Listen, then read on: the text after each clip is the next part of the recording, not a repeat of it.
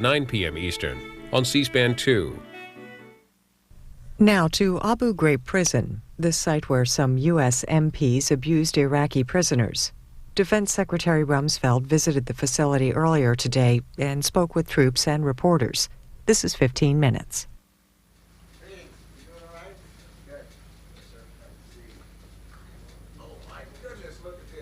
Be seated, assuming there are seats there. Wow! Look at this.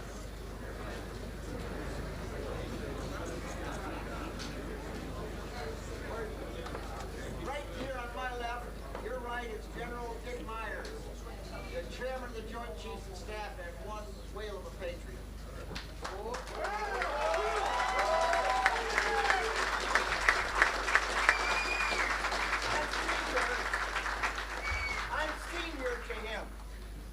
Not as tall, and I don't have as many stars, or any stars, but I get to talk first. Okay.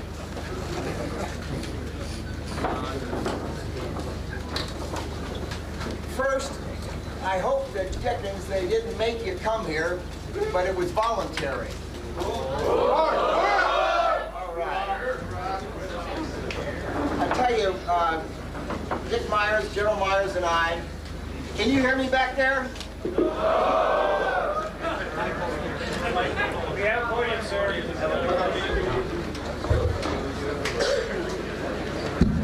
Now, can you hear me back there? All right. Dick Myers and I... Excuse me, young lady. Could you... Thank you.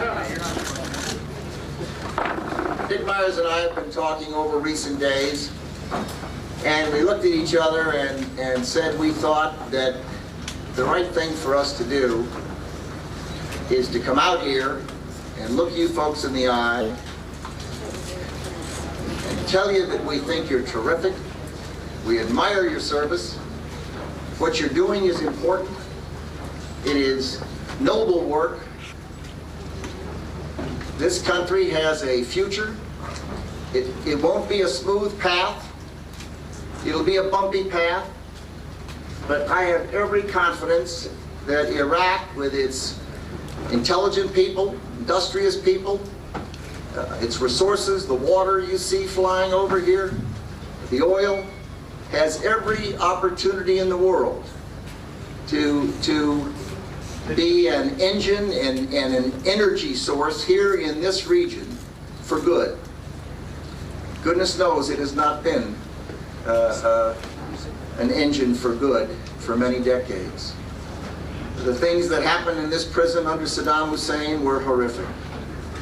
Thousands and thousands and thousands of human beings mistreated, tortured, and killed.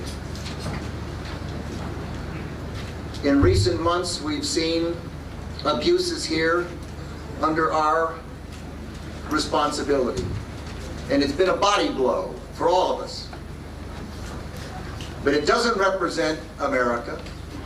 It doesn't represent American values. It doesn't represent the values of you, each of you here in this room. I know that, you know that, your families know that. The people who engaged in abuses will be brought to justice. The world will see how a free system, a democratic system, functions and operates transparently, with no cover-ups, with the world seeing the fact that we're not perfect, and goodness knows we're not perfect. But don't let anyone tell you that America's what's wrong with this world, because it's not true. People are lining up year after year to come to our country from every country on the face of the earth. Why do they do that? They do that because the United States is the beacon of liberty and of freedom and opportunity. And it's a great country. And the American people are wonderful people. And we'll get through this tough period, let there be no question. And what's happening here is reported widely in the United States and around the world as not working. You don't read a lot about the fact that the schools are open, the hospitals are open, the clinics are open, that they've got a new dinar, and the dinar's been steady and strong, their currency. You don't read a lot about the fact that the ministries have been stood up, and city councils and governing councils for the provinces. You don't read a lot about the fact, you read once in a while about the fact that the security forces, some of them ran and didn't stay there and fight. Well, let me tell you, 300 Iraqi security forces have been killed. And they didn't get killed sitting in their barracks with their fingers in their ear waiting for something to happen. They got killed because they were out there vulnerable to intimidation, but willing to go out there and help to begin to build a new Iraq. And the Iraqi security forces are not trained like you are, they're not equipped like you are, they are not led like you are. And frankly, they haven't been brought up like you have. But they're human beings, they're getting trained, they're getting equipped, it's their country, and they're going to have to take over security for this country. And God bless them for having the guts to do it.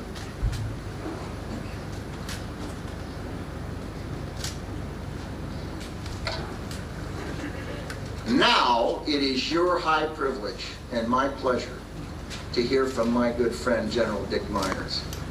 He is a great guy.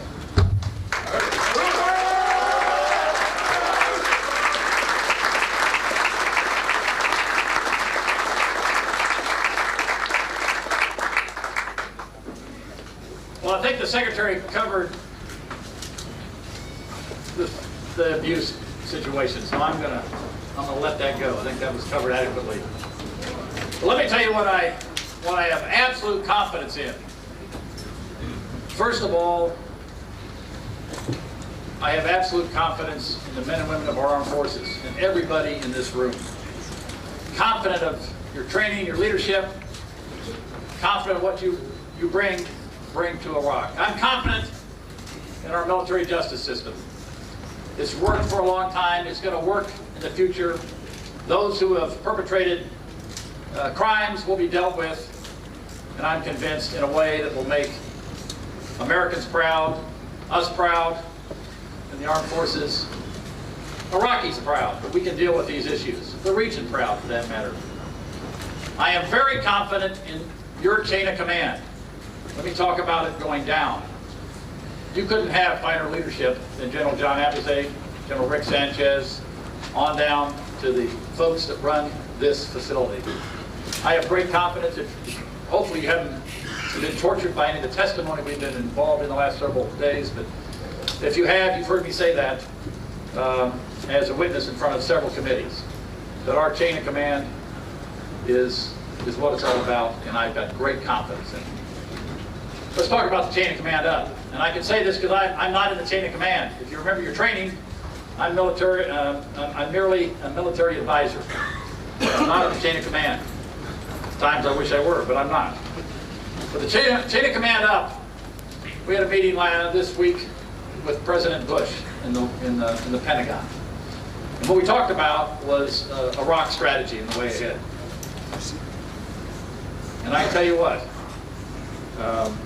the Commander-in-Chief, through our Secretary of Defense, are steadfast in their support for you, support for your mission, and support for this noble cause that we all strive for here in Iraq, in Afghanistan, around the world, to the best we can in the military, do our part in helping rid the world of extremists.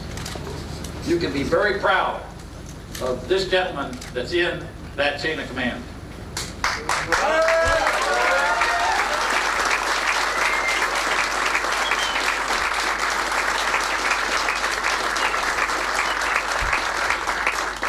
I'm also confident that millions upon millions upon millions of Americans are proud of what you're doing. We were sitting, I think it was just yesterday, but you'll pardon me because the last 24 hours has been a little bit of a blur. But we left the hearing room, and I think it was yesterday, when Senator Ted Stevens, we got anybody here from Alaska? Oh my goodness. You'll be disappointed. I'll be disappointed. Senator Stevens is a senior senator from Alaska. You probably know he's the chairman on the Senate Appropriations Committee of the Subcommittee for Defense. And he said a very powerful thing yesterday. And he said, you know, and he was sitting next to Senator Inouye, who has the Medal of Honor from World War II. Senator Stevens served in World War II. And he said, you know, until recently, everybody was calling us, the World War II veterans, the greatest generation. And he said, today, there's a new greatest generation, and that's you. And that's a fact. So you ought to be proud of what you're doing here. You are changing. I know it's hard when you're toting a rifle around here and carrying a pack that weighs more than you do and eating a lot of dust and maybe not eating the right kind of meals and a long time between hot showers.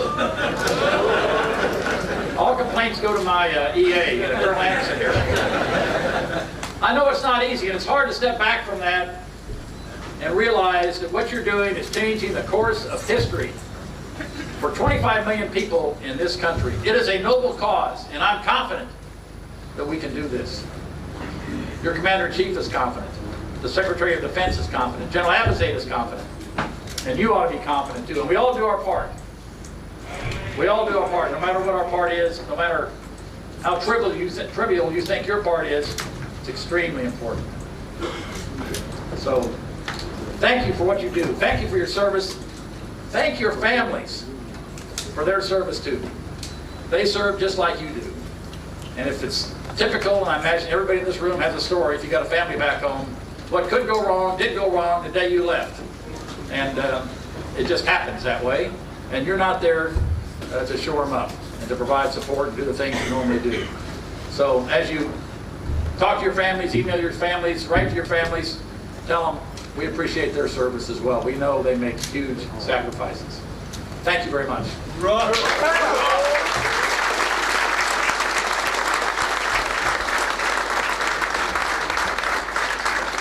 Let me say one last thing. I don't think it will come as any great surprise to you that I've stopped reading newspapers.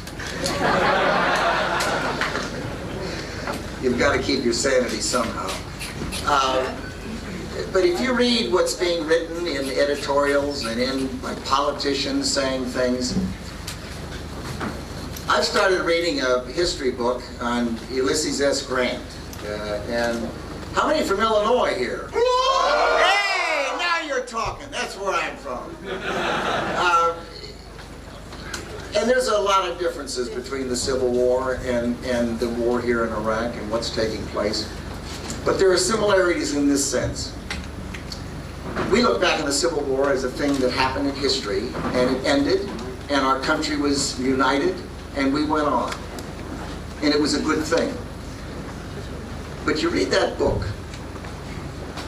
and what you read is not emails, not digital pictures, not video clips, but what you read are diaries and letters home. You see the columns from newspapers and the comments of politicians and the criticisms and the concerns and the anger and how vigorous that debate was, and the recurring question when they were losing 1,000, 1,500, 2,000 casualties in 1 or 2 or 3 days in a battle. Think of that. And the questions, is it worth it? Asking that question, is it worth it? And those veterans looked back and knew it was worth it. And you're going to look back and know it's worth it. Thank you.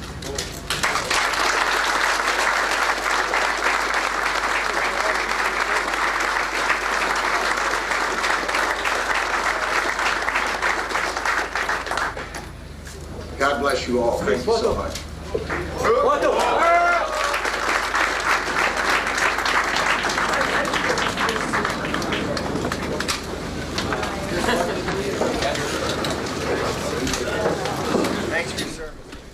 Coming up on C-SPAN, Lieutenant General Ricardo Sanchez talks to reporters after meeting with Secretary Rumsfeld. Then we'll go to a town hall meeting the Secretary held with U.S. troops in Baghdad. and later, a hearing on the Pentagon's request for additional funds for Iraq.